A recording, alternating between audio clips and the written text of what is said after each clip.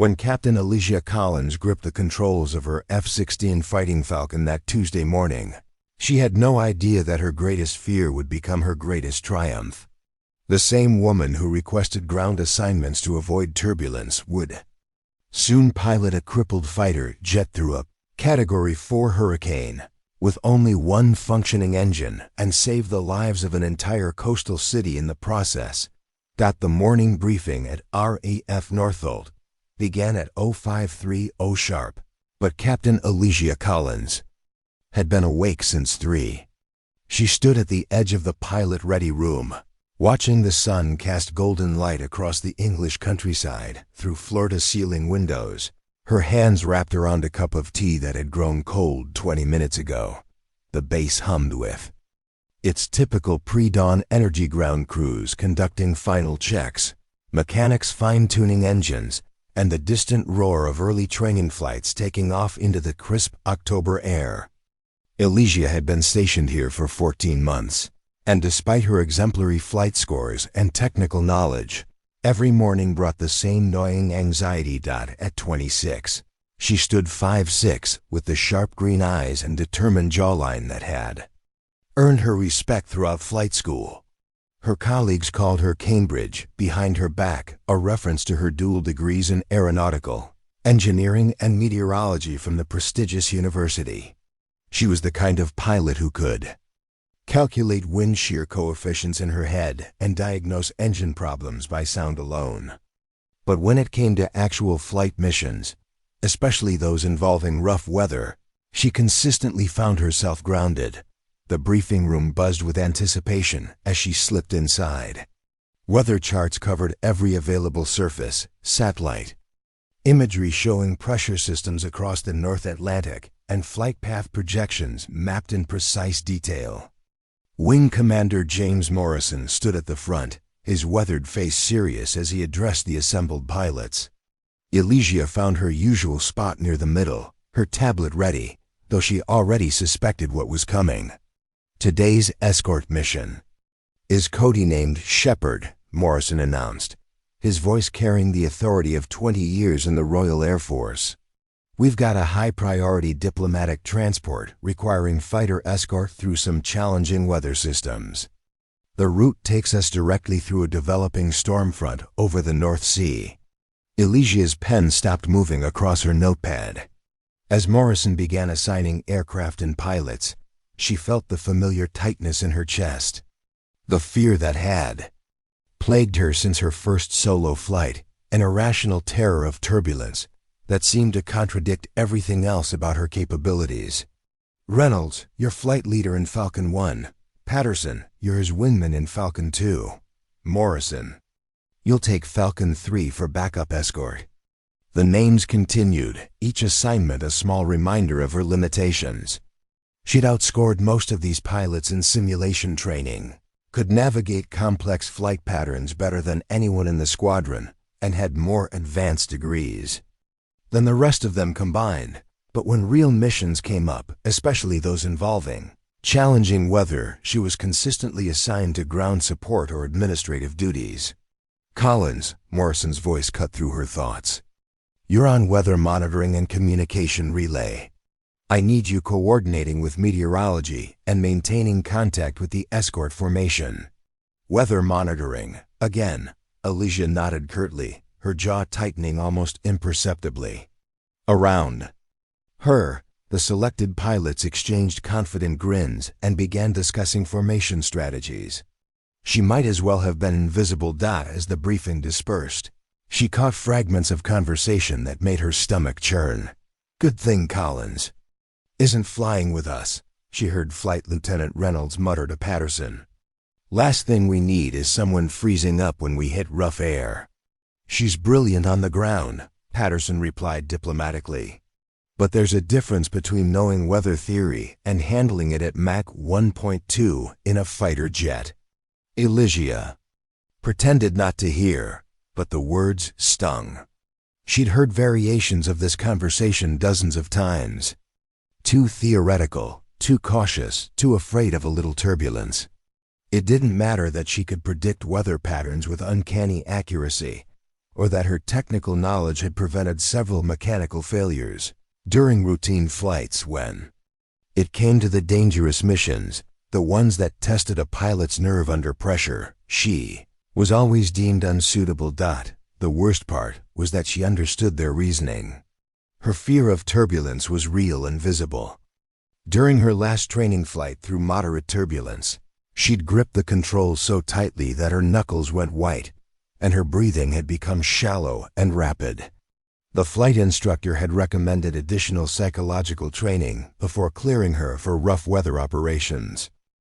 What none of her colleagues knew was that Elysia had spent the past 8 months systematically confronting her fears through an intensive self-designed training program.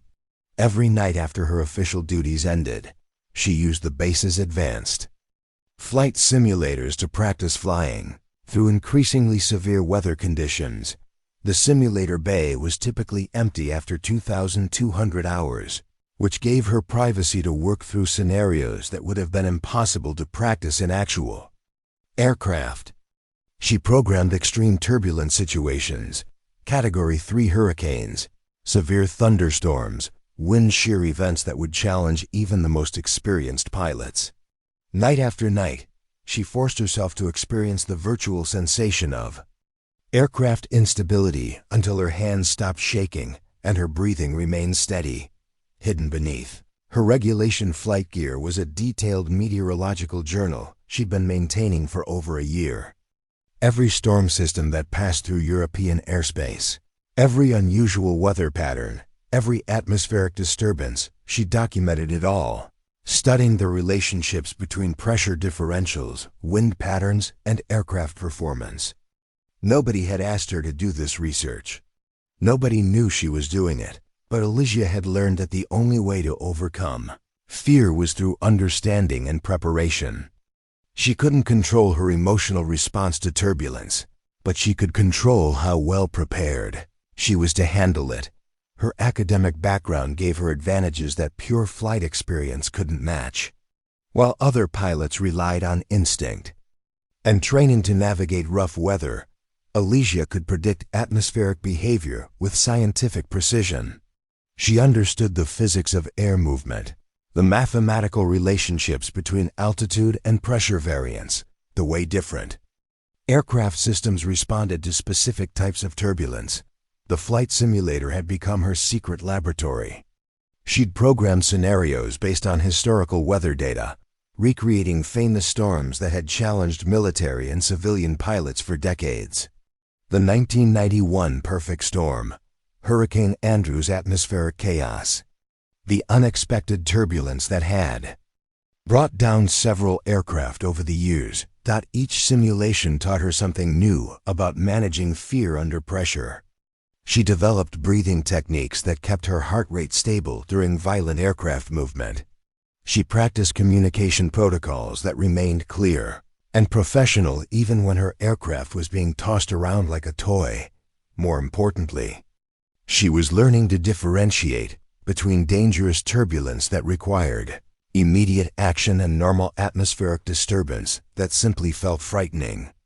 Her engineering background helped her understand that modern fighter jets were designed to withstand far more stress than most pilots ever experienced. The irony wasn't lost on her. While her colleagues saw her as too cautious for challenging flights, she was actually preparing for scenarios far more extreme than anything they'd encountered in their operational careers. Her fear had driven her to become more knowledgeable about extreme weather flying than anyone else on the base. During daylight hours, she maintained her role as the quiet, technically competent pilot who handled ground-based assignments efficiently. But in the darkness of the simulator bay, she was becoming something else entirely: a pilot who understood both the science and the reality of flying through atmospheric chaos. The transformation was gradual but measurable. Where she'd once needed to stop simulations due to anxiety, she could now complete full mission scenarios involving multiple weather emergencies. Her reaction times improved. Her decision-making under pressure became more decisive.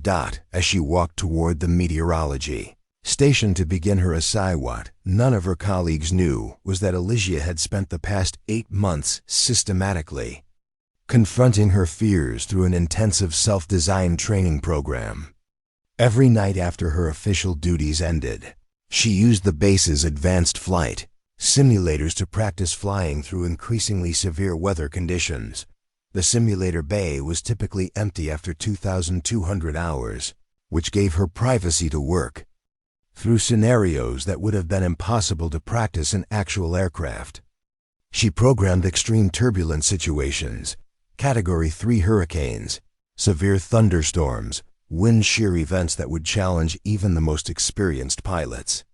Night after night, she forced herself to experience the virtual sensation of aircraft instability until her hands stopped shaking and her breathing remained steady.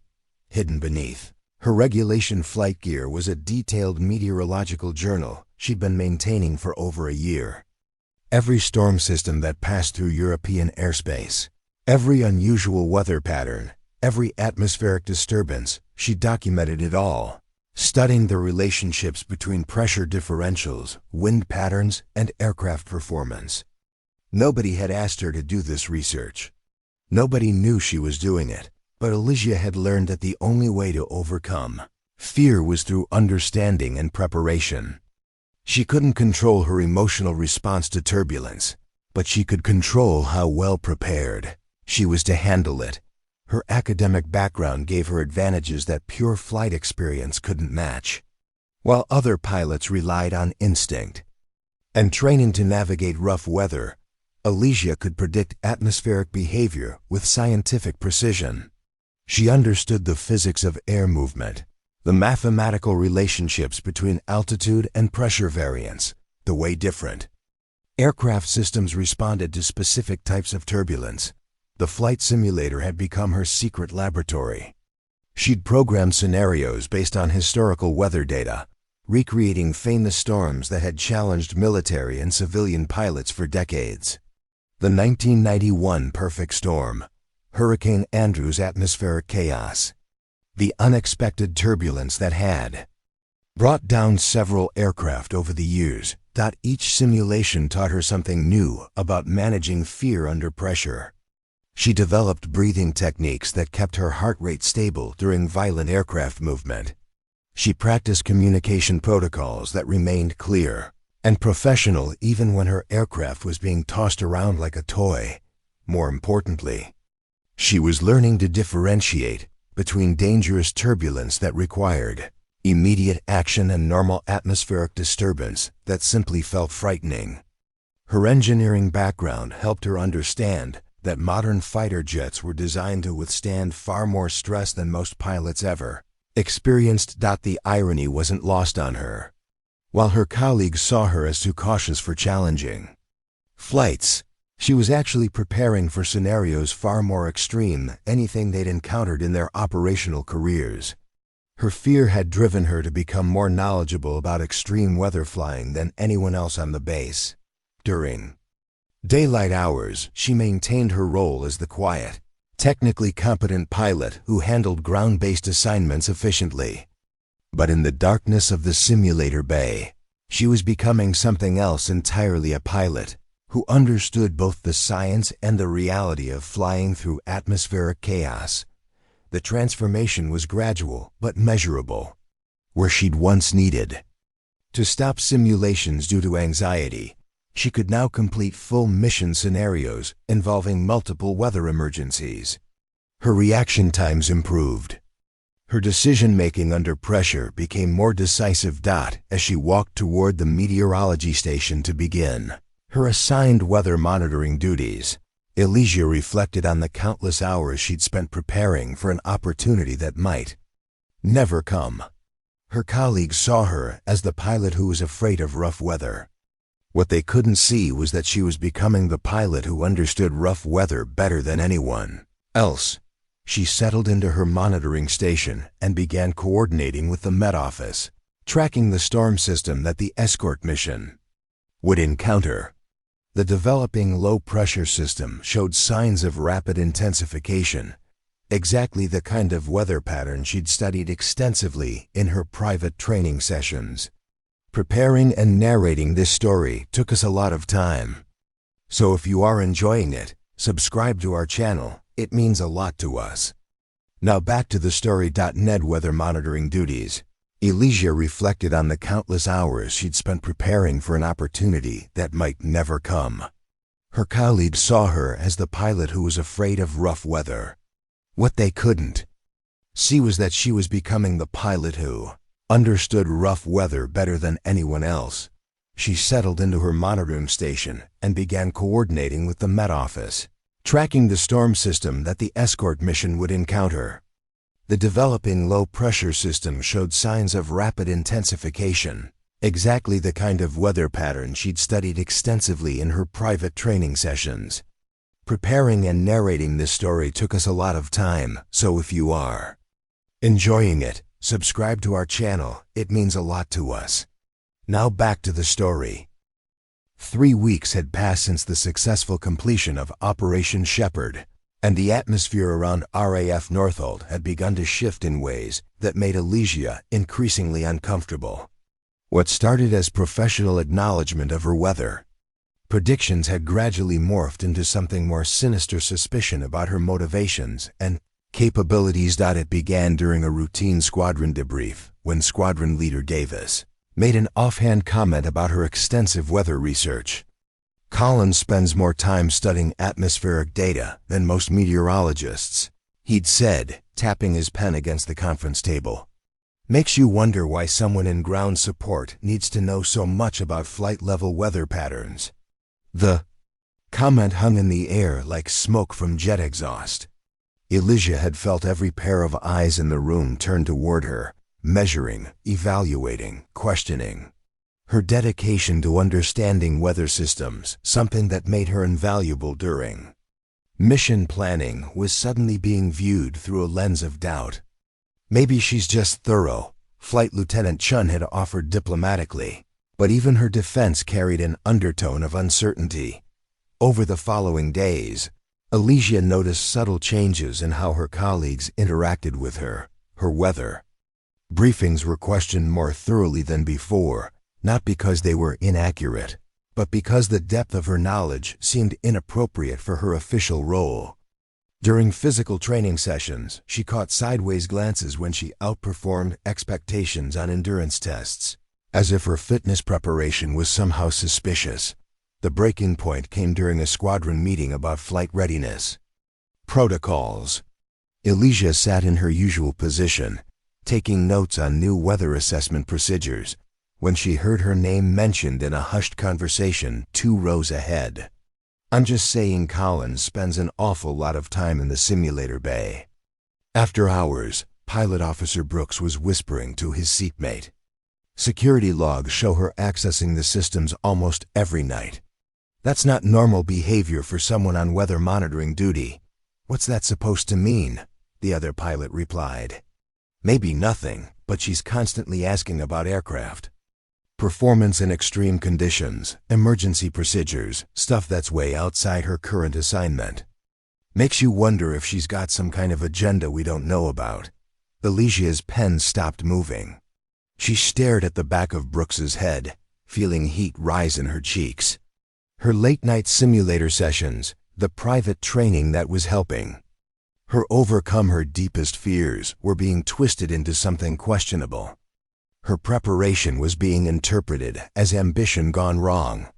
After the meeting, she cornered Brooks near the equipment locker. Is there something you want to say to me directly?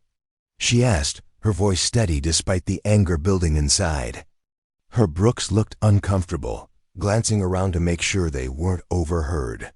Look, Collins, I didn't mean anything personal. It's just that you seem pretty intense about stuff that's not exactly in your wheelhouse, you know? My wheelhouse is keeping pilots safe by providing accurate weather intelligence, Elysia replied. That means understanding how atmospheric conditions affect aircraft performance. I'm sorry if my thoroughness makes you uncomfortable. Hey, don't get defensive, Brooks said, raising his hands. I'm just saying maybe you should focus on what you're actually assigned to do instead of trying to play fighter pilot. The words hit like a physical blow. Fighter pilot, the very thing she'd dreamed of becoming since childhood. The role that her fear had prevented her from fully embracing.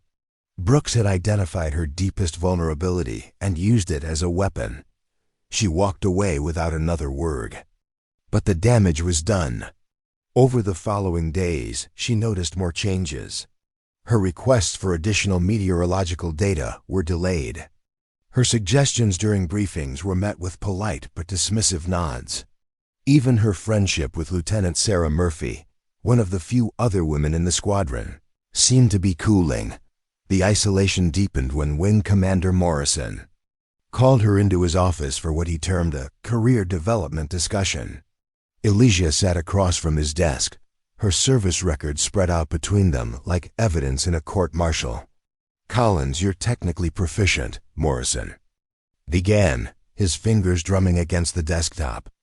"Your weather analysis is consistently accurate, and your attention to detail is comprehensive, but there have been some concerns raised about your focus." "What kind of concerns, sir?" Elysia asked, though she already knew the answer. "The kind that suggest you might be more interested in flight operations than weather support. I need to know that my meteorological staff are focused on their assigned duties, not distracted by ambitions in other areas." Elysia felt something cold settle in her stomach. "Sir, I've never neglected my assigned duties. My performance evaluations have been consistently excellent." "That's not the issue," Morrison continued. "The issue is scope. You're studying flight manuals, spending excessive time in simulators, researching emergency procedures, all things that fall outside your area of responsibility. It's creating questions about your professional priorities." "My priority is being the best officer I can be, sir. To be prepared for whatever the mission requires." Morrison leaned back in his chair, studying her with eyes that seemed to weigh her dedication against some invisible standard. "The mission requires you to provide weather intelligence, Collins. Nothing more. I'm going to need you to scale back the extracurricular activities and focus on your actual role." Elysia left the office feeling as though she'd been punched in the gut. Her dedication was being treated as a character flaw, her preparation as potential insubordination. She was being systematically pushed into a smaller box, told to limit herself to the narrow role others had decided she was suited for. That night, she sat in her quarters staring at the flight manuals and weather data. She'd been studying. Months of careful preparation, notes on emergency procedures, atmospheric analysis that went far beyond her official duties, all of it dismissed as inappropriate ambition. She thought about putting it all away, about accepting the limitations others had placed on her. Instead, she filed everything carefully in her personal locker. If today had taught her anything, it was that being ready wasn't just about overcoming fear. It was about surviving in a system that punished preparation. The summons came on a gray Thursday morning that felt heavy with unspoken tension. Elysia had just finished her routine weather briefing for the day's training flights when Sergeant Major Williams approached her station with an expression that made her stomach tighten. "Collins, Wing Commander Morrison wants to see you in his office, immediately." The walk to Morrison's office felt longer than usual, each step echoing in the corridor like a countdown to something inevitable. Through the partially open door, she could hear voices engaged in serious discussion, Morrison's familiar, gravelly tone mixing with others she recognized from higher command. She knocked on the doorframe, her spine straight despite the apprehension coursing through her veins. "Sir, Captain Collins reporting as ordered." "Enter," Morrison commanded. Elysia stepped into the office to find herself facing what appeared to be an informal tribunal. Besides Morrison, Group Captain Hamilton from Wing Command was present, along with Squadron Leader Davies from Personnel Evaluation. Their expressions ranged from stern disapproval to clinical assessment. "Collins," Morrison began without preamble, You're here because your recent activities have raised significant concerns about your fitness for your current assignment and your understanding of military protocol. The words hit like ice water. Elysia kept her voice steady as she replied, "Sir, I'm not sure I understand what specific activities you're referring to." Group Captain Hamilton leaned forward, consulting a file that Elysia assumed contained detailed records of her every move on base. "Captain Collins, can you explain why you've been accessing flight simulators during off-duty hours for the past 8 months? And why you've been requesting technical manuals and emergency procedure documentation that falls well outside your assigned duties?" Elysia had rehearsed this moment in her mind countless times, knowing that eventually someone would question her unconventional preparation methods. "Sir, I believe that being an effective meteorological officer requires understanding how weather conditions affect aircraft performance. The simulator training helps me better comprehend the practical implications of the atmospheric data I analyze." "That's not your job," Squadron Leader Davies interjected sharply. "Your job is to read weather instruments and relay information to qualified pilots. You're not authorized to make operational decisions or to train on systems you're not certified to operate." "With respect, sir," Elysia said, feeling her carefully controlled composure beginning to fray. "Understanding the relationship between weather patterns and flight safety makes me more effective at my assigned duties.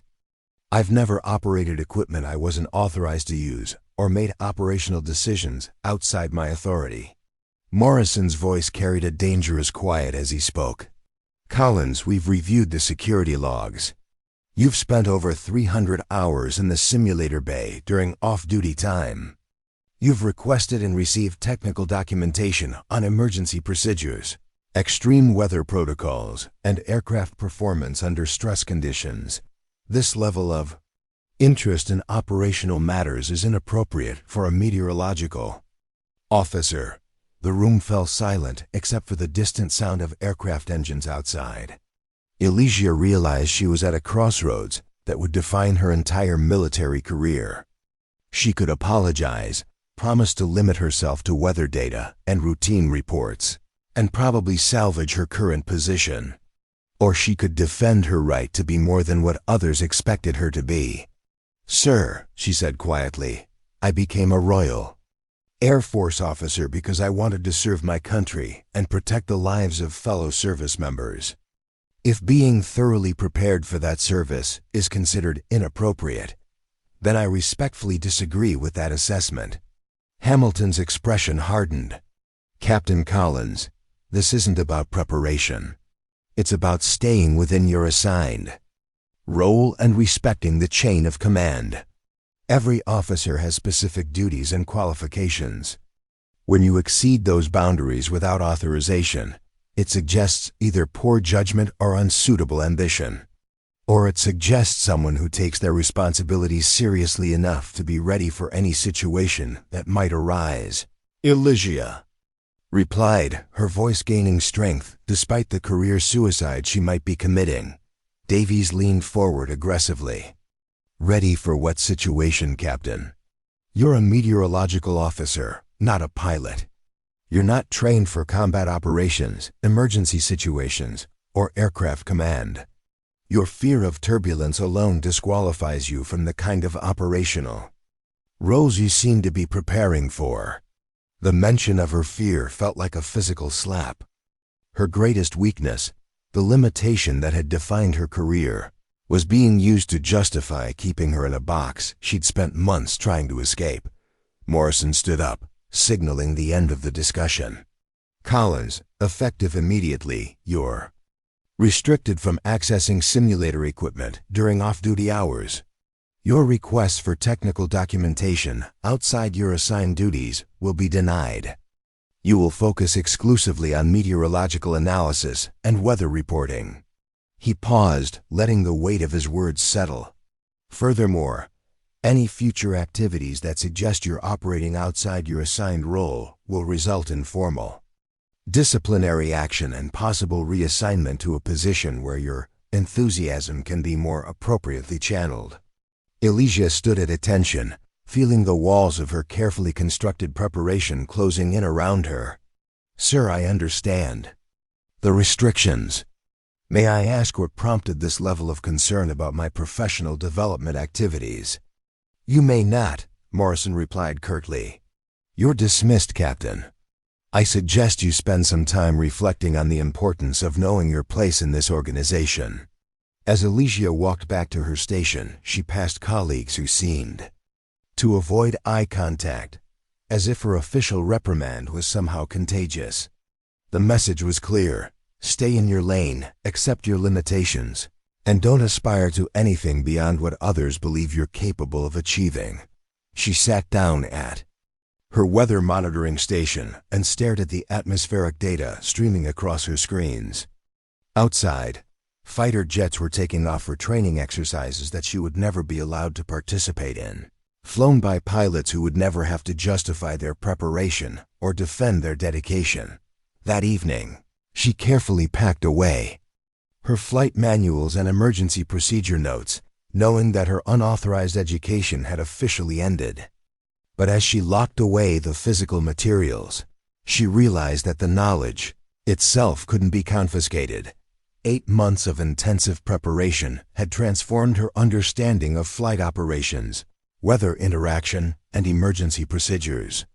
They could restrict her access to simulators and technical documentation, but they couldn't erase what she'd already learned.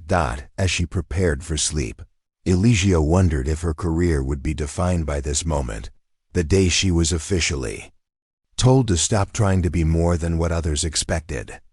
She didn't yet know that in less than 2 weeks, everything she'd learned in those forbidden hours would become the difference between life and death for hundreds of people.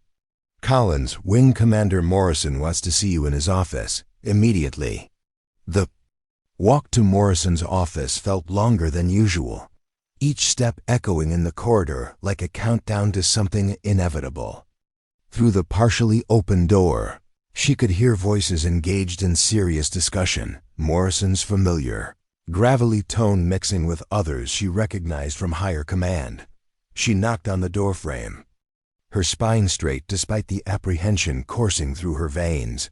"Sir, Captain Collins reporting as ordered." "Enter," Morrison commanded. Elysia stepped into the office to find herself facing what appeared to be an informal tribunal. Besides Morrison, Group Captain Hamilton from Wing Command was present, along with Squadron Leader Davies from Personnel Evaluation.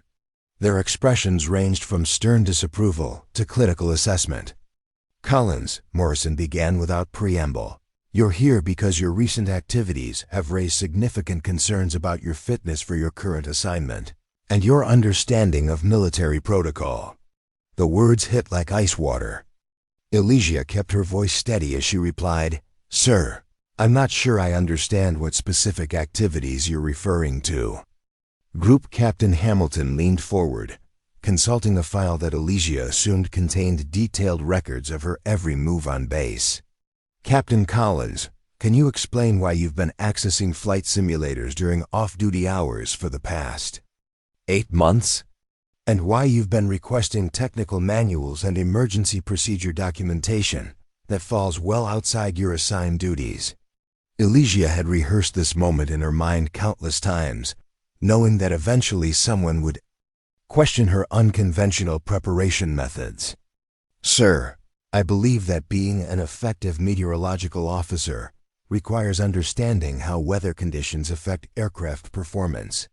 The simulator training helps me better comprehend the practical implications of the atmospheric data I analyze." "That's not your job," Squadron Leader Davies interjected sharply. "Your job is to read weather instruments and relay information to qualified pilots.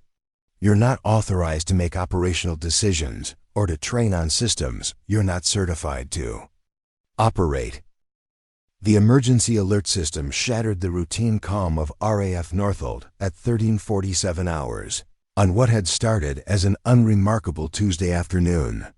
Elysia was updating atmospheric pressure readings in the meteorology station when the piercing wail of the base-wide alarm sent every person on duty into immediate high alert mode. She dropped her weather charts and ran toward the command center, her heart pounding against her ribs as radio chatter exploded through the base communication system. The voices were overlapping, filled with static and urgency, but through the chaos she caught fragments that made her blood freeze in her veins. Mayday, Mayday ... Hurricane Georgina. Civilian evacuation ... Aircraft down. Multiple casualties. Elysia pushed through the gathering crowd of personnel until she could see the command center's main display wall.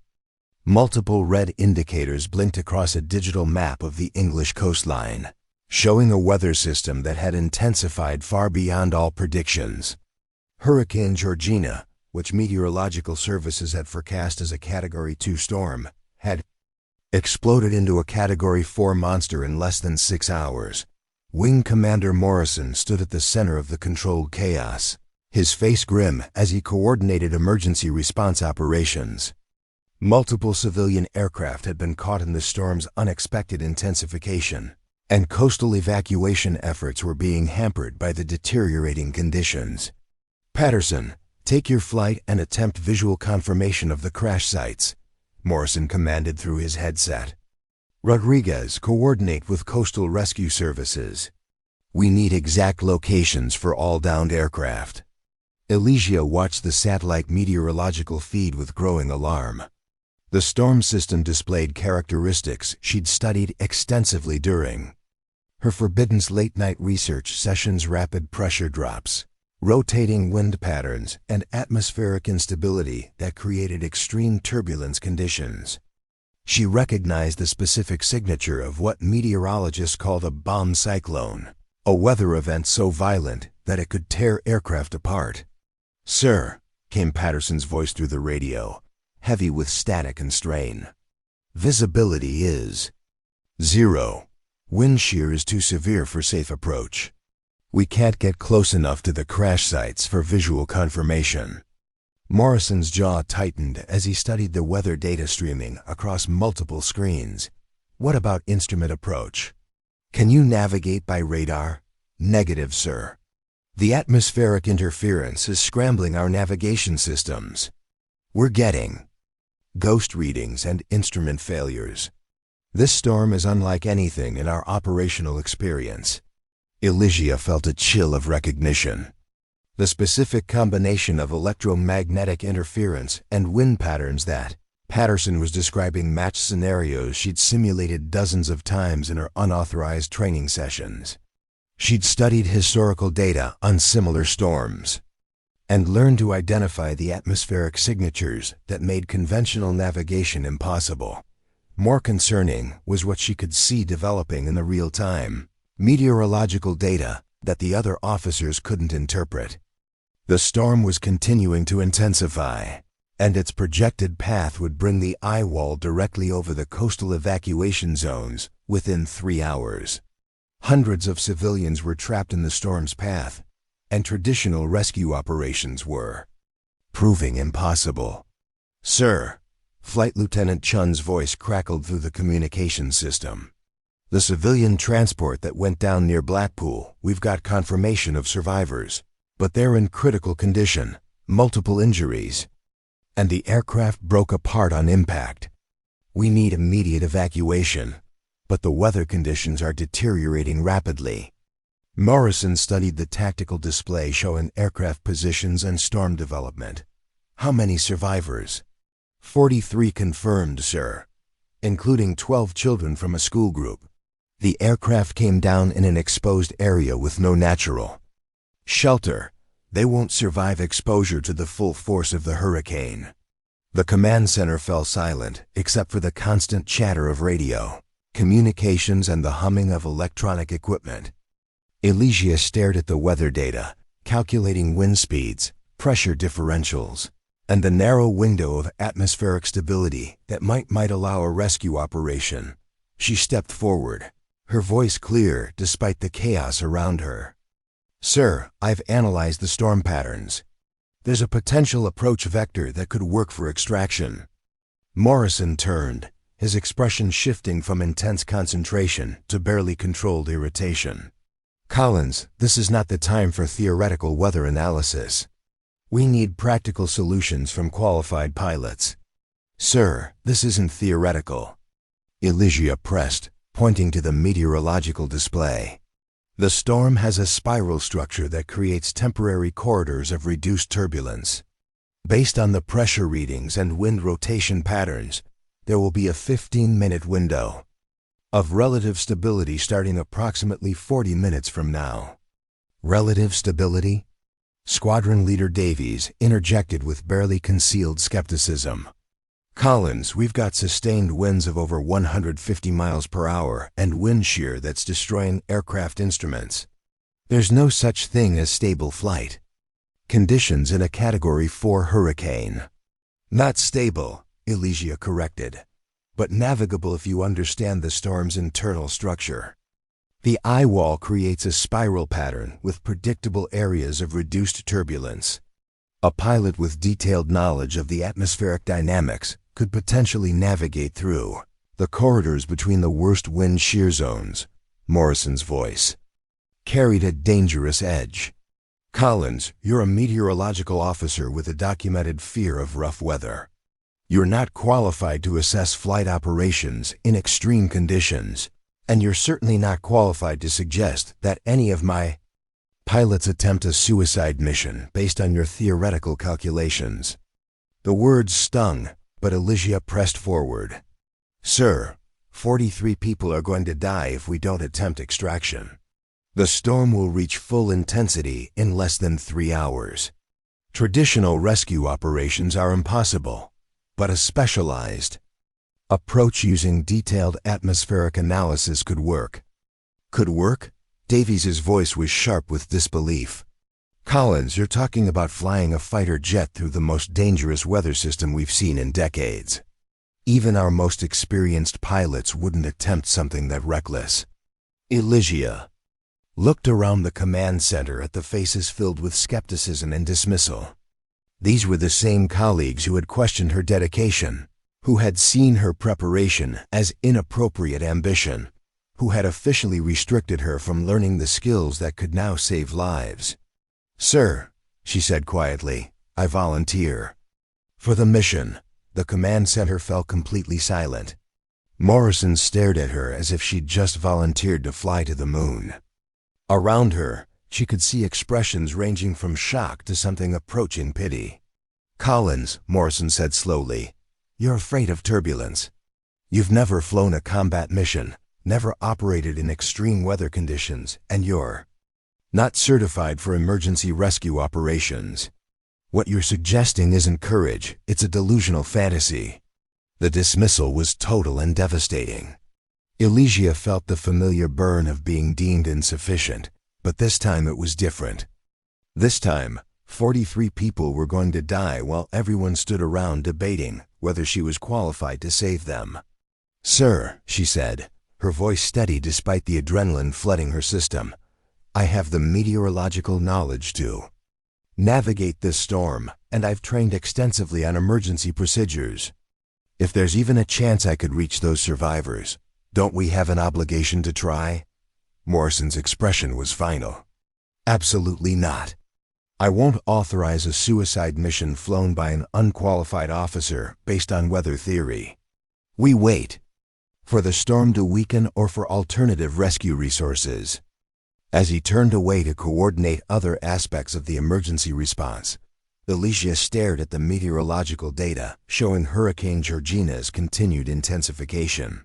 In 3 hours, the rescue window would close permanently. She had spent 8 months preparing for exactly this type of situation, developing skills and knowledge that no one else on the base possessed. And now, when that preparation could save lives, she was being told it wasn't enough. The latest update from the crash site came through at 15:20 hours, and the words that crackled through the radio speakers made everyone in the command center freeze. Base, this is Emergency Medical Team 7. Weather conditions at the crash site are deteriorating rapidly. We've got hypothermia setting in among the survivors, and the injured are becoming critical. Without immediate evacuation, we're looking at multiple casualties within the next 2 hours. Elysia stood at her meteorological station, watching the real-time atmospheric data that confirmed her worst fears. Hurricane Georgina had continued its impossible intensification, and the eye wall was tracking directly toward the crash site. The narrow window of navigable conditions she'd identified was closing faster than anticipated. Wing Commander Morrison's face had grown, increasingly grim as successive rescue attempts failed. 2 helicopter crews had been forced to turn back due to severe wind shear. A Royal Navy rescue vessel was making progress toward the coastal area but wouldn't arrive for another 4 hours too late for the most critically injured survivors. "Sir," came the voice of Flight Lieutenant Patterson through the radio, "we've attempted 3 different approach vectors. The turbulence is beyond anything our aircraft can handle safely. Request permission to stand down until conditions improve." Morrison's response was barely controlled frustration. "How long until the storm passes?"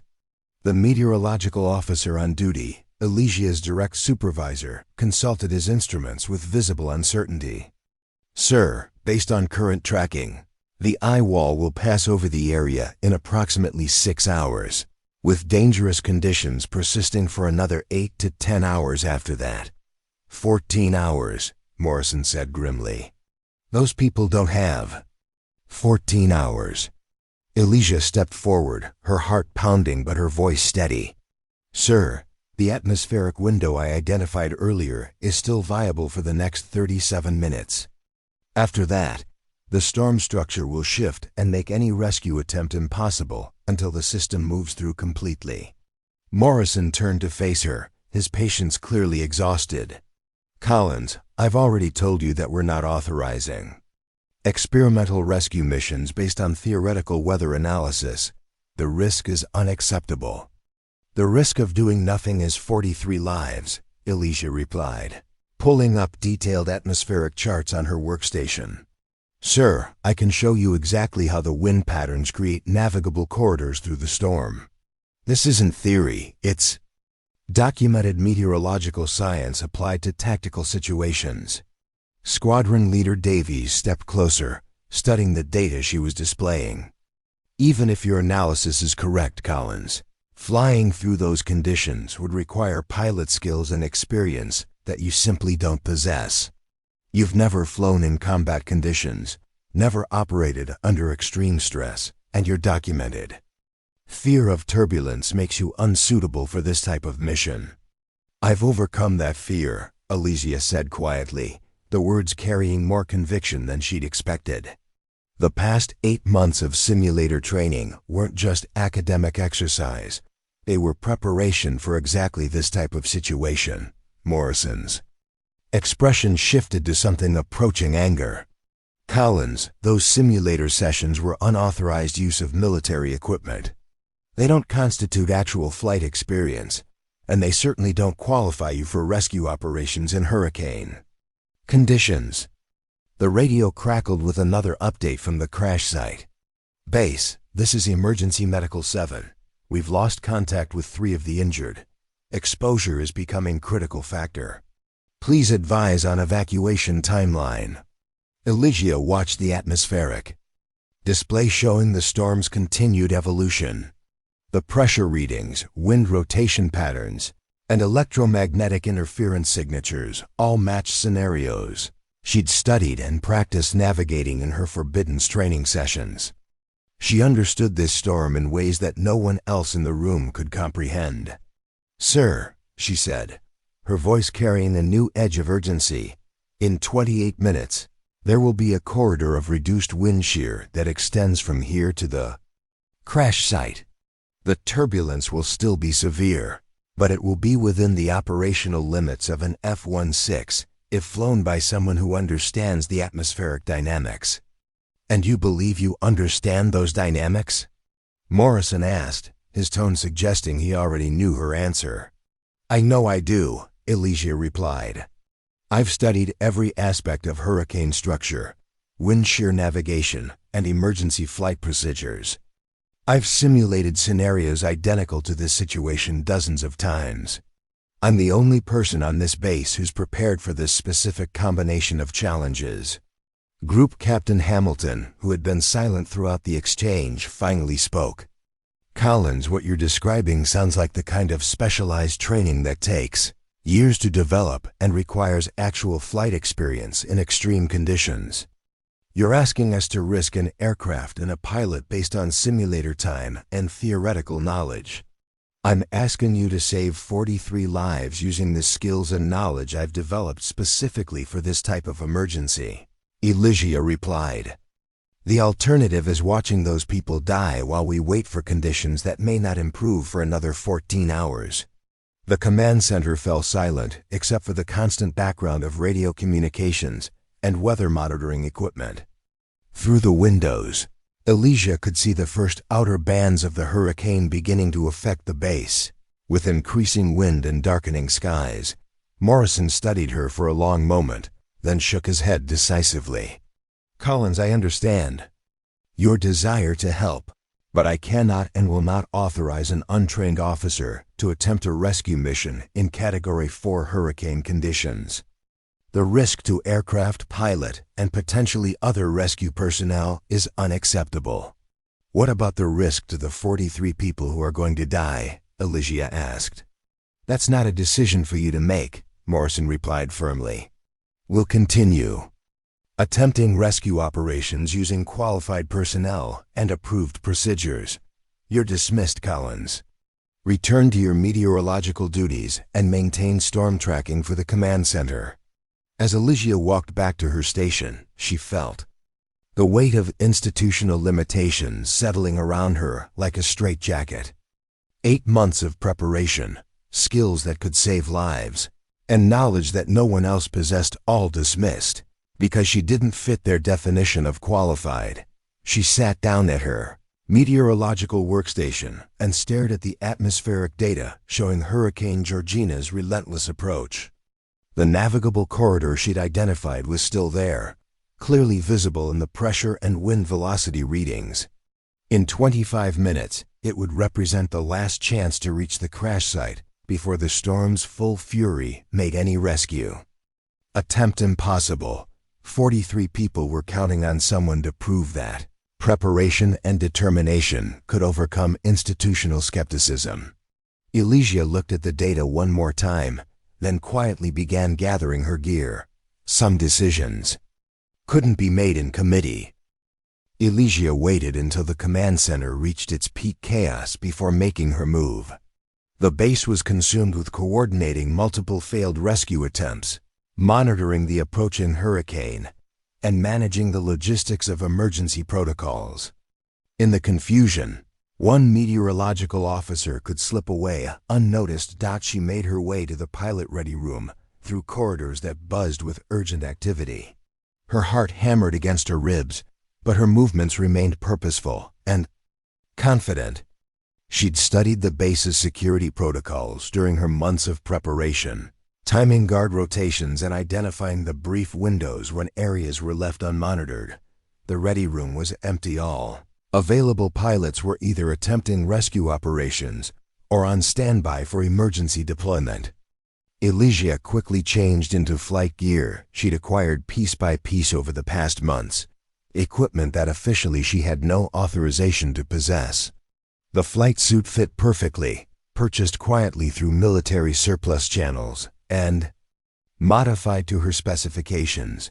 Her hands moved with practiced efficiency as she secured her gear and reviewed the mental checklist she'd rehearsed hundreds of times in simulation. Emergency beacon, medical kit, survival equipment, and most importantly, the detailed atmospheric charts she'd prepared specifically for hurricane navigation. Everything she needed to attempt what the entire Royal Air Force considered impossible. Walk to the flight line felt surreal. Ground crews were securing aircraft against the approaching storm, their attention focused on protecting valuable equipment rather than monitoring individual personnel movements. Elysia approached the nearest F-16 Fighting Falcon with the confident stride of someone who belonged there. "Evening check, Sergeant," she called to the crew chief working on engine covers. her voice carrying the casual authority she'd observed in dozens of legitimate pilots. "Ma'am," the sergeant replied without looking up from his work. "Bit rough. For flying tonight, isn't it?" "Emergency deployment," Elysia replied, beginning her pre-flight inspection with movements that betrayed none of her internal terror. "Weather reconnaissance mission." The lie came easier than she'd expected. Her months of studying flight procedures and emergency protocols had taught her to speak the language of operational aviation with convincing fluency. The crew chief nodded and continued his work, accepting her presence without question. Elysia's pre-flight inspection was more thorough than any she'd ever performed in simulation. She checked every system twice, knowing that equipment failure during her unauthorized mission would mean death not just for herself, but for the 43 people counting on rescue. The aircraft's engines, navigation systems, and emergency equipment all showed green across the board. As she climbed into the cockpit, her training took over. The months of simulator work had made these movements automatic, adjusting seat position, connecting life support systems, initializing navigation. Computers. Her hands moved through the startup sequence with muscle memory that felt both foreign and completely natural. The tower's voice crackled through her headset as she requested clearance for takeoff. "Falcon 7, be advised that all flight operations are currently suspended due to extreme weather conditions. Confirm your authorization for emergency deployment." Elysia's mouth went dry, but her voice remained steady. "Tower, this is Falcon 7 requesting immediate clearance for weather reconnaissance mission. Authorization under emergency protocols. For hurricane tracking."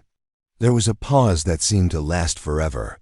"Falcon 7, we have no record of authorized weather reconnaissance missions. Please confirm your deployment orders." Her heart stopped. In her planning, she'd anticipated mechanical challenges, navigation difficulties, and atmospheric dangers. She hadn't fully considered that her unauthorized takeoff might be prevented before she even left the ground. "Tower," she said, making a decision that would change everything. "Falcon 7 is conducting emergency rescue operations under Article 15 Emergency Command Authority.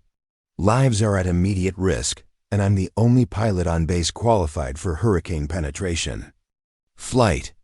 Article 15 was a rarely invoked regulation that allowed individual officers to take necessary action during emergencies when normal command structure would result in loss of life. Elysia wasn't sure if it applied to her situation, but she was betting that the tower controller wouldn't be sure either. Another pause. Then, "Falcon 7, be advised that Article 15 invocation requires immediate documentation and post-mission review.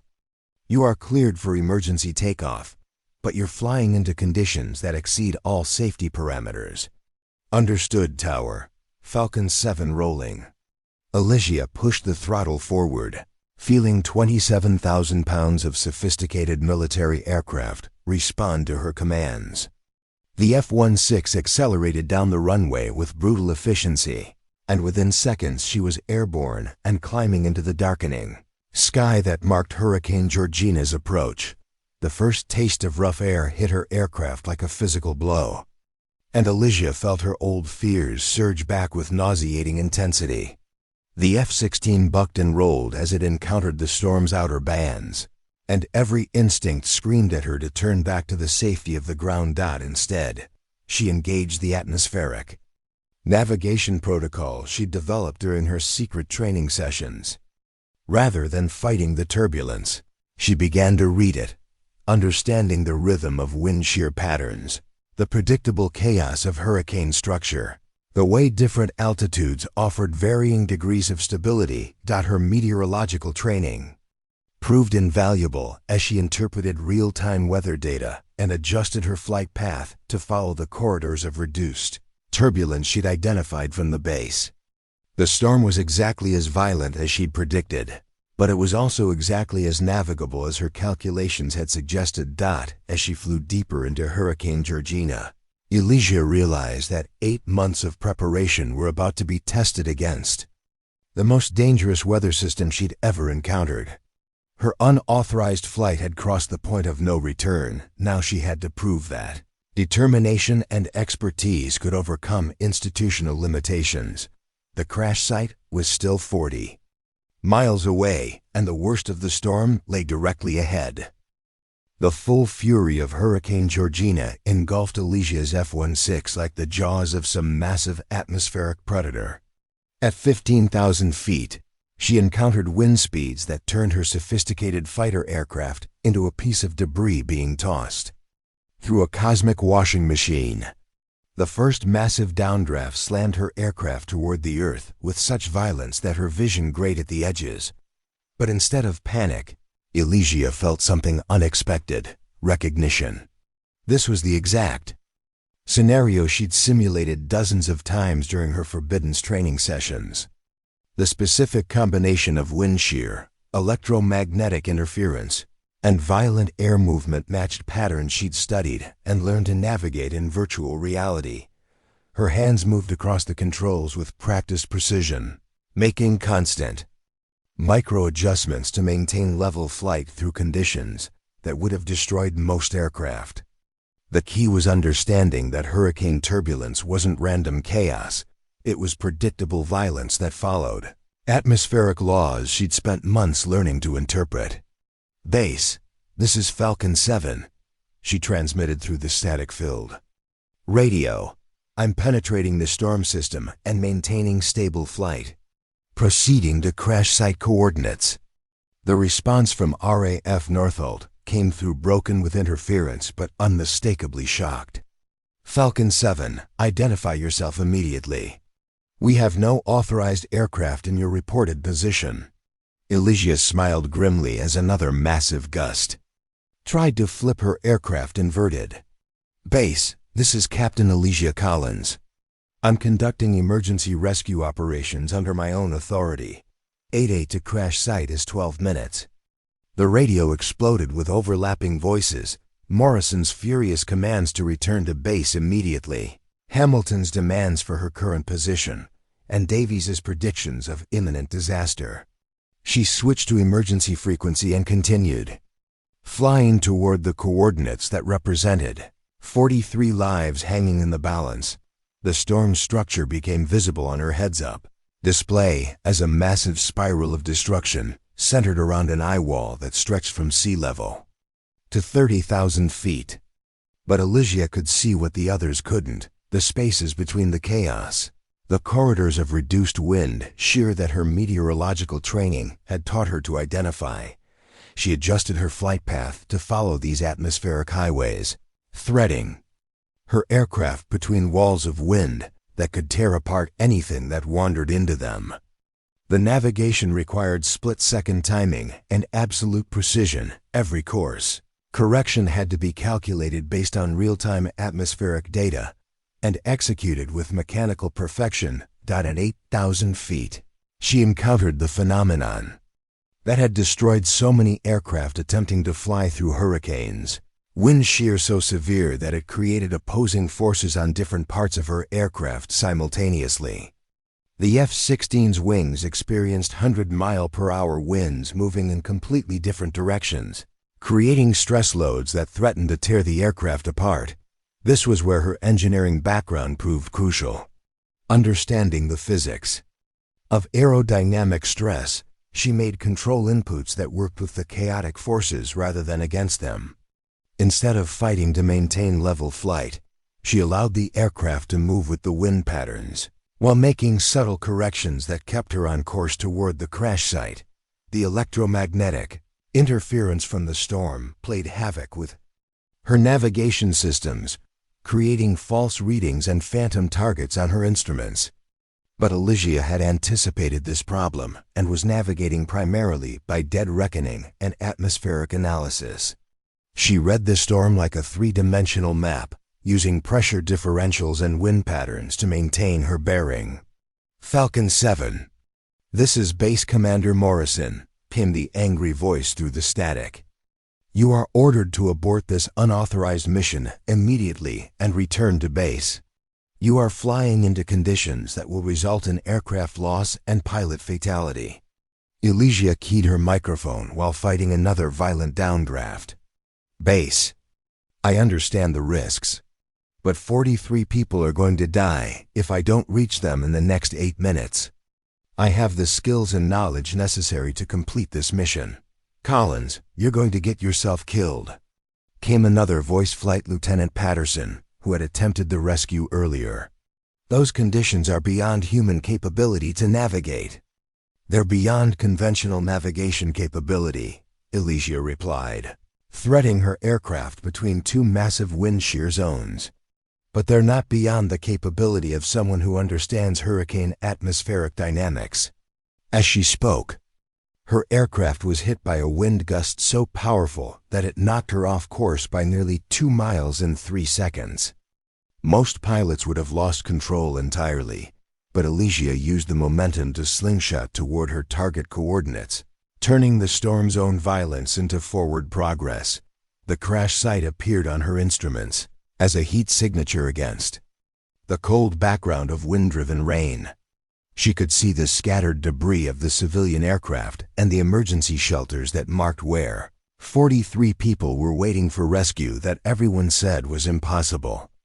Base, this is Falcon 7, she transmitted. I have visual on the crash site. Beginning approach for survivor extraction. The response came through broken and filled with static. Falcon 7... impossible. Conditions too severe. Abort mission... Elysia switched off her radio. She had work to do, and she couldn't afford the distraction of people telling her that what she was about to attempt couldn't be done. The next phase of the mission would require every bit of skill, knowledge, and determination she'd developed. Over 8 months of unauthorized preparation. As she began her descent toward the crash site, fighting wind shear that threatened to slam her aircraft into the ground, Elysia realized that she was no longer the meteorological officer who was afraid of turbulence. She was something new, a pilot who had learned to read the language of atmospheric violence and speak it fluently. The most dangerous part of the mission was about to begin, but for the first time in her military career, she felt completely prepared for the challenge ahead. The approach to the crash site required flying through what meteorologists called a mesocyclone, a rotating column of air, within the hurricane that created some of the most dangerous flight conditions possible on Earth. Elysia descended through winds that changed direction and intensity every few seconds, her F-16 bucking and rolling like an untrained horse as she fought to maintain control. At 2,000 feet, she could see the full scope of the disaster below. The civilian aircraft had broken apart during its forced landing, scattering wreckage across nearly half a mile of exposed coastline. Emergency shelters bright orange against the gray, landscape marked where survivors had taken refuge from the storm's fury. But what made her heart race wasn't the challenge of landing in hurricane conditions, it was the realization that her F-16 had no capacity for passenger evacuation. She was a single-seat fighter aircraft with no room for rescued survivors. In all her months of preparation, she'd focused on reaching the crash site, but hadn't fully considered how she would extract 43 people. The radio crackled with an incoming transmission on emergency frequency. Aircraft approaching crash site. This is Emergency Medical Team 7. Identify yourself and your rescue capability. Elysia keyed her microphone while fighting another violent downdraft. Medical 7. This is Captain Collins in F-16 Falcon 7. I'm here to coordinate evacuation, but I need to establish a landing zone for rescue helicopters. Captain Collins, helicopter operations are impossible in these conditions. We've had 3 different aircraft forced to abort due to wind shear. How do you propose to effect rescue? The question hung in the air as Elysia realized the magnitude of what she'd undertaken. She'd successfully navigated through the hurricane to reach the survivors, but reaching them was only the first part of an impossible equation. Getting them out alive would require something beyond her flight skills. It would require innovation under pressure. She circled the crash site at low altitude, studying the terrain and wind patterns while her meteorological training suggested a solution. That was audacious even by her standards. The hurricane's eye wall was projected to pass directly over the area in approximately 90 minutes, creating a temporary period of calm conditions that would last roughly 25 minutes. Medical 7. What's the current condition of the most critically injured survivors? We've got 12 people who need immediate medical attention, including 3 children with hypothermia and 2 adults with serious trauma injuries. They won't survive exposure to the full hurricane for another 6 hours. Elysia made a decision that would have been considered insane by conventional standards. Medical 7. I'm going to guide Hurricane Georgina's eye wall directly over your position. When the eye passes over, you'll have approximately 25 minutes of calm conditions for helicopter evacuation. The silence on the radio suggested that the medical team thought she'd lost her mind. Finally, the team leader responded. Captain Collins, did you just say you're going to guide a hurricane? That's not meteorologically possible. It's not possible to control a hurricane, Elysia replied, setting up for another approach pattern. But it is possible to influence its local behavior using atmospheric pressure manipulation. I'm going to create artificial pressure differentials. That will cause the eye wall to shift approximately 2 miles northwest of its current track. What she was proposing violated every conventional understanding of weather modification. But Elysia's engineering background had taught her that hurricanes, despite their massive scale, were sensitive to local pressure changes. By flying specific patterns at critical altitudes, she could create small pressure differentials that would influence the storm's behavior on a local level. Medical 7. I need you to prepare all survivors for immediate evacuation in approximately 87 minutes. Have critical patients ready for priority extraction when helicopter operations become possible. She began flying a complex pattern designed to create pressure variations that would influence the hurricane's local behavior. The technique required her to climb and descend through different atmospheric layers while maintaining precise timing and positioning, all while fighting wind conditions that threatened to destroy her aircraft with every maneuver. The physical stress was enormous. Fighting hurricane-force winds for extended periods pushed both pilot and aircraft to their absolute limits. Elysia's flight suit was soaked with perspiration despite the cold, and her hands ached from maintaining constant pressure on controls that fought against atmospheric forces trying to tear them from her grip. But the pressure manipulation technique was working. Her real-time atmospheric readings showed subtle changes in the hurricane's local structure. The eye wall was beginning to shift northwest, following the pressure differentials she was creating through her flight patterns. Base, this is Falcon 7, she transmitted to RAF Northolt. Be advised that Hurricane Georgina's eye wall will pass over the crash site in approximately 73 minutes. I'm requesting immediate deployment of rescue helicopters to coordinates. I'm transmitting now. Morrison's voice came through the static, filled with disbelief and anger. Collins, return to base immediately. You cannot manipulate hurricane behavior with a fighter aircraft. What you're attempting is physically impossible. Sir, I'm not controlling the hurricane, Elysia replied while executing another pressure manipulation maneuver. I'm creating localized atmospheric conditions that influence its behavior on a small scale. The physics are sound and the technique is working. As she spoke, her aircraft was caught in a wind shear zone so violent that it nearly tore her wings off. She fought to maintain control while continuing the precise flight patterns required to keep the eye wall on its altered course. The margin for error was zero. Any deviation from her calculated route would restore the hurricane's original track and eliminate the rescue window. All rescue aircraft, this is Falcon 7, she broadcast on emergency frequency. Stand by for evacuation operations. Window opens in 68 minutes and will remain viable for approximately 25 minutes. Prepare for immediate deployment when conditions permit. The response came from multiple aircraft. Falcon 7. Confirm you are creating artificial calm conditions in a Category 4 hurricane. Confirmed, Elysia replied, her voice steady despite the physical punishment she was enduring. Eye wall passage in 65 minutes. Be ready. As she continued her atmospheric manipulation patterns, Elysia realized that she was attempting something that had never been tried before, using a single aircraft to influence hurricane behavior for rescue operations. If it worked, 43 people would live. If it failed, they would die along with her dreams of proving that preparation and determination could overcome any limitation. The eye wall continued its altered course toward the crash site, carrying with it the last hope for rescue operations that everyone had declared impossible.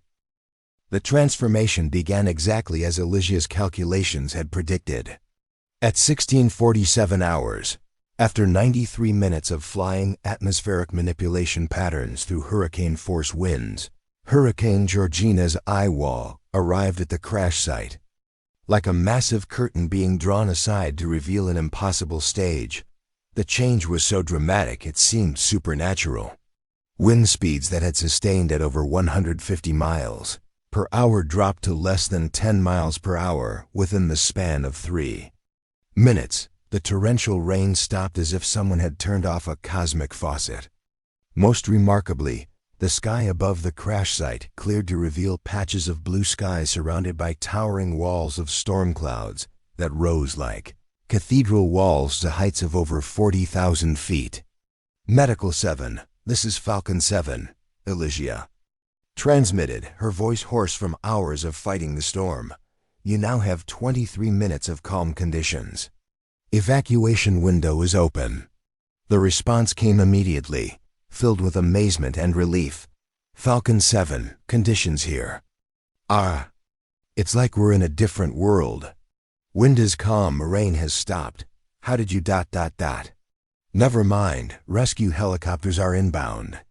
Elysia circled the crash site at low altitude, monitoring atmospheric conditions and maintaining the pressure patterns that were keeping the eye wall positioned over the survivors. She could see emergency personnel moving rapidly to prepare patients for evacuation, their movements urgent but no longer hampered by hurricane-force winds. 3 Royal Navy rescue helicopters appeared on the horizon, approaching the crash site with speed that would have been impossible just minutes earlier. Their pilots' voices filled the radio frequency with professional efficiency and barely contained awe at the conditions they were encountering. Rescue leader, this is SAR 1, approaching crash site under clear conditions. Visibility is excellent. Winds are calm. Beginning evacuation of critical patients. SAR 2, confirming stable atmospheric conditions. This is unprecedented. Requesting priority list for patient evacuation. Elysia watched from above as the rescue operation unfolded, with precision that would have been impossible under normal hurricane conditions. The most critically injured survivors were loaded onto the first helicopter within 6 minutes. Children and elderly passengers followed on the second aircraft. The relatively minor injuries and rescue personnel would be evacuated by the third helicopter. But maintaining the eye wall's position was becoming increasingly difficult. The hurricane's natural dynamics were fighting against her artificial pressure manipulation, and she could feel the storm trying to reassert its original course.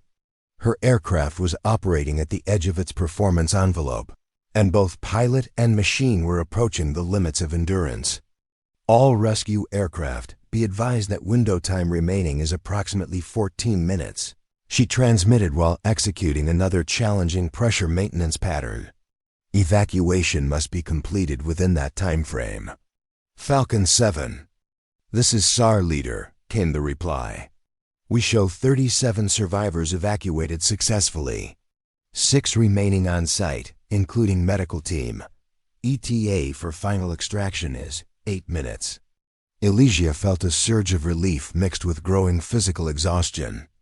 The rescue operation was succeeding, but keeping the eye wall in position was requiring increasingly violent maneuvers as the hurricane fought to return to its natural course.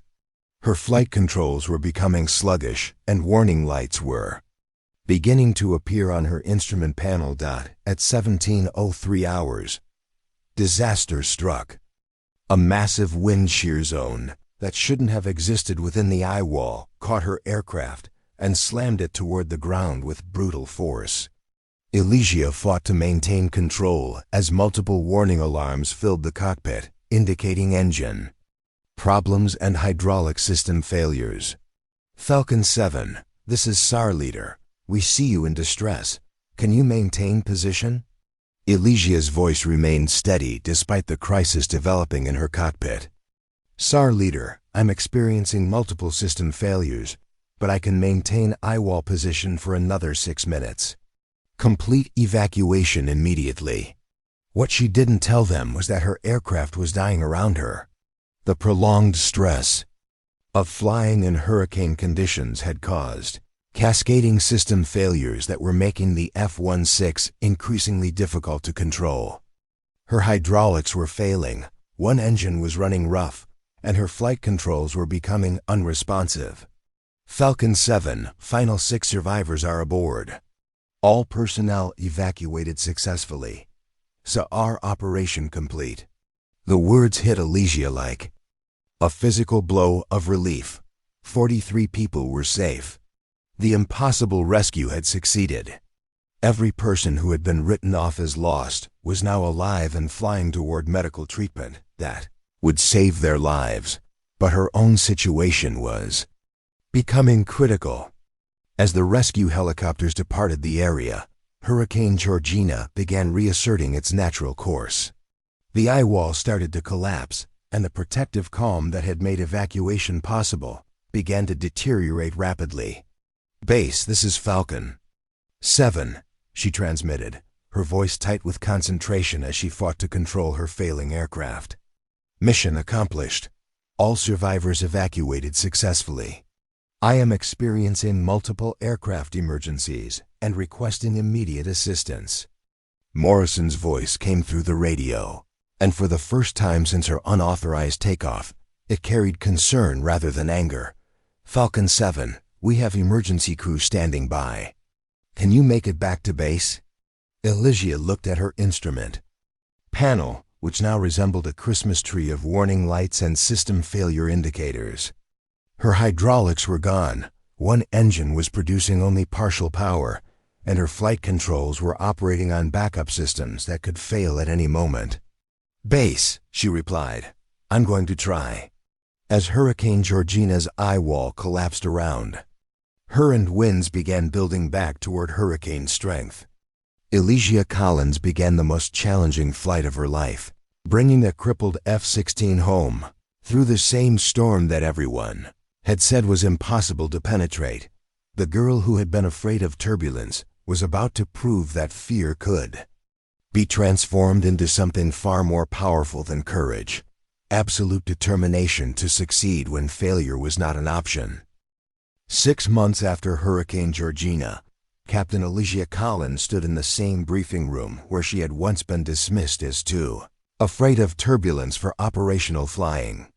But everything had changed.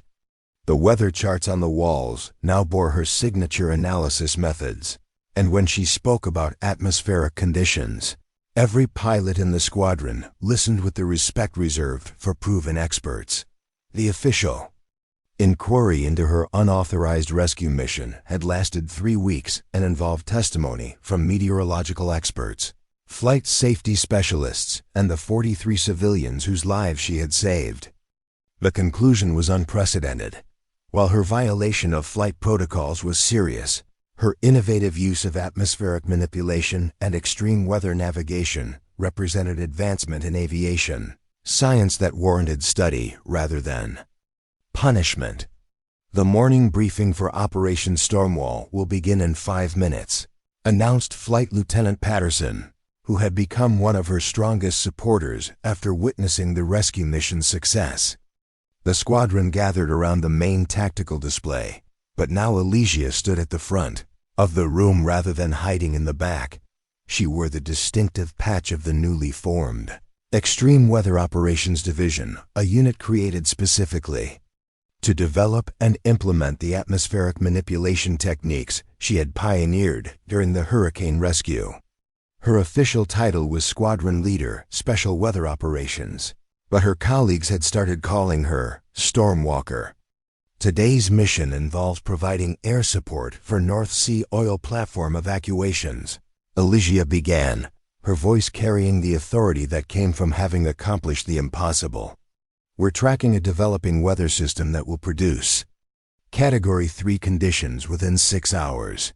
Standard evacuation procedures will be insufficient due to sea state and wind conditions. Wing Commander Morrison, who had been among her harshest critics, now listened intently as she outlined atmospheric manipulation strategies that could create temporary calm zones around the oil platforms.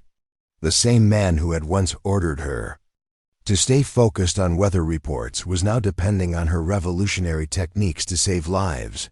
"Collins," Morrison said after her briefing, "what's your assessment of success probability for platform evacuation using your methods?" "Sir, based on current atmospheric data and the manipulation patterns we've refined over the past 6 months, I can guarantee 12-minute windows of calm conditions around each platform. That's sufficient time for helicopter evacuation of all personnel." The confidence in her voice reflected not just technical knowledge, but the absolute certainty that came from having proven herself under the most extreme conditions imaginable. She had flown through a Category 4 hurricane, saved 43 lives, and revolutionized understanding of weather interaction with aviation operations. As the briefing dispersed, several younger officers approached her with questions about atmospheric analysis and extreme weather flying techniques. Flight Officer Sarah Chun, fresh from pilot training, looked at her with obvious admiration. "Ma'am, I've been studying your hurricane penetration reports. The pressure manipulation technique you developed, is that something that can be taught to other pilots?" Elysia smiled, remembering her own hunger for knowledge that had once been dismissed as inappropriate ambition. "Chun, it can be taught to pilots who are willing to understand weather as more than just an obstacle to overcome. Are you interested in additional training?" "Yes, ma'am. I want to learn everything you can teach me about extreme weather operations." The request brought back memories of her own desperate attempts to gain advanced training, always being told that her interests exceeded her assigned role. Now she was in a position to ensure that other pilots never faced those artificial limitations. "Report to the Atmospheric Analysis Laboratory at 0600 tomorrow," Elysia told Chen. "We'll start with basic hurricane structure and work up to manipulation techniques. But be prepared. This training requires dedication that goes far beyond normal duty requirements." As Chun walked away with obvious excitement, Elysia reflected on the transformation that had occurred, not just in her own career, but in the entire squadron's approach to capability and limitation. Her unauthorized rescue mission had created ripples that extended far beyond saving 43 lives. Patterson had completed advanced meteorological training. Rodriguez had learned atmospheric analysis. Even Morrison had expanded his understanding of weather interaction with flight operations. Her refusal to accept limitations had inspired others to push past their own perceived boundaries. The mission alarm sounded, indicating it was time for deployment to the North Sea oil platforms. Elysia shouldered her gear and headed toward her F-16, not the same aircraft she'd nearly destroyed during the hurricane rescue, but a specially modified version equipped with atmospheric analysis equipment and weather manipulation systems. As her flight prepared for takeoff, she keyed the radio for final coordination with base operations. "Base, this is Storm Leader. Flight of 4 F-16s departing for Operation Stormwall. We'll have those oil workers home safely within 4 hours." "Copy, Storm Leader. Weather conditions are deteriorating rapidly. Are you confident in success probability? Elysia looked out at the darkening sky where another dangerous storm was building, knowing that in a few hours she would once again be flying through conditions that most people considered impossible to navigate. But she was no longer the meteorological officer who was afraid of turbulence. She had become something new, a pilot who understood that fear could be transformed into preparation. Preparation could overcome any limitation and the only impossible missions were the ones where nobody was willing to try. Base, she replied as her aircraft lifted off into the threatening sky. Impossible is just another word for unprepared. Storm leader is ready for anything. As the flight disappeared into the storm clouds, heading toward another rescue mission that would have been considered impossible just 6 months earlier, Elysia Collins carried with her the knowledge that determination and preparation could overcome any barrier that others tried to impose.